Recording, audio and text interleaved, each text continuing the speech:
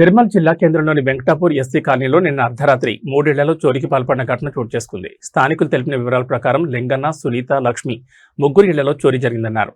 LIC కార్యాలయంలో పనిచేస్తున్న లింగన్న ఇంట్లో కమ్మలు, బుట్టలతో పాటు కొంత నగదు, సునీత ఇంట్లో 6 గ్రాముల బంగారం, 10 తులాల వెండి, లక్ష్మి ఇంట్లో 7 గ్రాముల బంగారం, 8 తులాల వెండి, 4,000 రూపాయల నగదును దుండగులు అపహరించినట్టు తెలిపారు. బాధితుల ఫిర్యాదు మేరకు డీఎస్పీ శ్రీనివాస్ పోలీస్ బృందం సంఘటనా స్థలానికి చేరుకుని కేసు నమోదు చేసుకుని దర్యాప్తును ముమ్మరం చేశారు.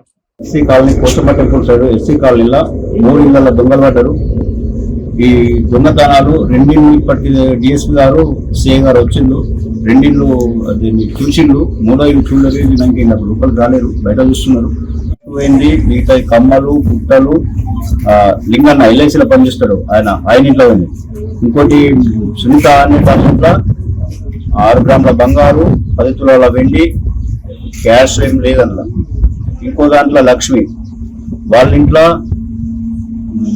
7 గ్రాముల బంగారు, 8 తులాల వెండి, 4,000 రూపాయలు.